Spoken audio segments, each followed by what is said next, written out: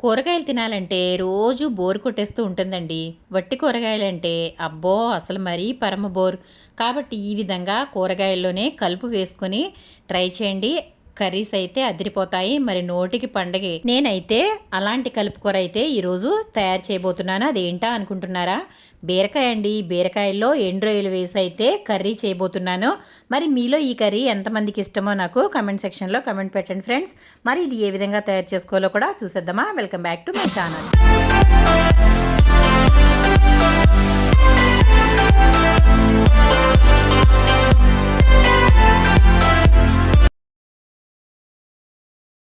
ముందుగా నేను ఇక్కడ స్టవ్ వెలిగించుకుని బాండీ అయితే పెట్టేసుకున్నాను. బాండీ వేడైన తర్వాత అందులో ఆయిల్ అయితే వేసుకున్నాను. ఆయిల్ మనకి ఎక్కువగా పట్టదండి, కొంచెమే వేసుకుంటే సరిపోతుంది.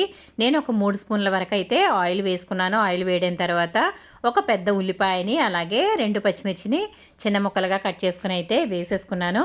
ఇవన్నీ కూడా చక్కగా వేగనివ్వాలి. ఉల్లిపాయ మనం ఎక్కువగా వేసుకోకూడదండి, ఎందుకంటే బీరకాయ కూర తీయగా ఉంటుంది కాబట్టి మన ఉల్లిపాయ కూడా తీగానే ఉంటుంది. కాబట్టి నేనైతే ఒకటైతే వేసుకుంటున్నాను.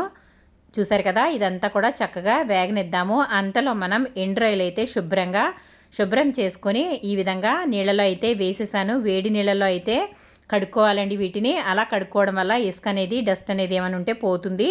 ఇవైతే శుభ్రంగా కడిగేసుకున్నాను. ఈ కడుక్కున్న తర్వాత మనం ఉల్లిపాయలు అయితే వేసేసుకుందాము. ఇలా అయితే వేసుకున్న తర్వాత ఇవంతా కూడా చక్కగా వేగనివ్వాలి. రొయ్యల్ని ఈ విధంగా ముందుగా వేయించడం వల్ల కూర అనేది చాలా టేస్టీగా ఉంటుంది. కాబట్టి నేనైతే ఎప్పుడు కూడా ఇదే మాదిరిగా ముందుగానే రొయ్యలు అయితే వేసేస్తూ ఉంటాను.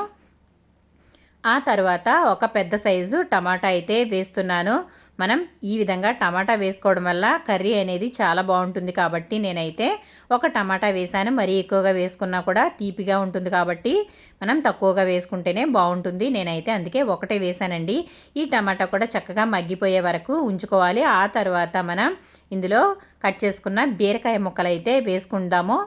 చూసారు కదా, బీరకాయ లేతగా ఉన్నదైతే ఈ కర్రీకి చాలా బాగుంటుందండి. ఎప్పుడైనా సరే బీరకాయని కట్ చేసుకునేటప్పుడు మనం వీటిని టేస్ట్ అనేది చూసుకోవాలండి, ఎందుకంటే బీరకాయలో కూడా చేదు అనేది ఉంటుంది. ఆ విధంగా చేదున్నట్లయితే కర్రీ అంతా పాడైపోతుంది. కాబట్టి బీరకాయని చెక్ చేసుకోవాలి. చూసారు కదా, బీరకాయ అయితే కూడా చక్కగా మగ్గిపోయింది. బీరకాయ లేతది కాబట్టి వాటర్ అనేవి ఎక్కువగా వచ్చేస్తాయండి.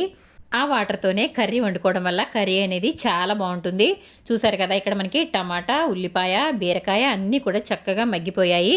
ఇప్పుడు ఇందులో 1 స్పూన్ అయితే సాల్ట్ వేసాను. అలాగే 1/2 స్పూన్ వరకు పసుపు, అలాగే 2 స్పూన్ల కారం అయితే వేసాను. ఇప్పుడు ఇదంతా కూడా బాగా కలుపుకుందాము.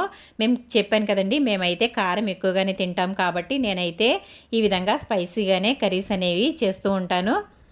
చూడండి, ఇదంతా కూడా బాగా కలుపుకోవాలి. మనం ఎప్పుడైనా సరే కారం అనేది వేసుకున్న తర్వాత వెంటనే వాటర్ అనేవి వేసుకోకూడదండి. అలా వేసుకోవడం వల్ల కారం అనేది ఉడికిపోయినా కూడా కూర పచ్చివాసన వస్తూ ఉంటుంది, కారం వాసన. కాబట్టి ఇదంతా ఆయిల్ బయటకు వచ్చే వరకు చక్కగా ఉడికించుకోవాలి.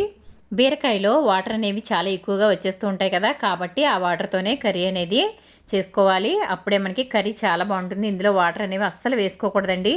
చూడండి, ఒకసారి 2-3 నిమిషాల పాటు మగ్గిన తర్వాత కర్రీ అనేది మనకి రెడీ అయిపోయింది. ఆయిల్ అంతా కూడా చక్కగా బయటకు వచ్చేసింది. మరి చూసారు కదా, బీరకాయ కూర ఎంత సింపుల్గా రెడీ చేసుకోవచ్చో. మీకు మరి నచ్చిందా? నచ్చితే కనుక వీడియోని లైక్ చేయండి ఫ్రెండ్స్.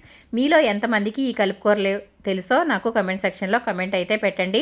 మనకి కర్రీ అయితే రెడీ అయిపోయింది. ఇప్పుడు ఇదంతా కూడా ఒక బౌల్లోకి అయితే తీసేసుకుందాము. అంతేనండి, ఎంతో టేస్టీగా ఉండే బీరకాయ రొయ్యలు కర్రీ రెడీ అయిపోయింది ఎండు రొయ్యలతో. మరి మీకు ఏ కాంబినేషన్స్ ఇష్టమో నాకు కమెంట్ సెక్షన్లో కమెంట్ పెట్టండి ఫ్రెండ్స్. మరి వీడియో కనుక నచ్చినట్లయితే లైక్ చేయండి, షేర్ చేయండి, సబ్స్క్రైబ్ చేయండి.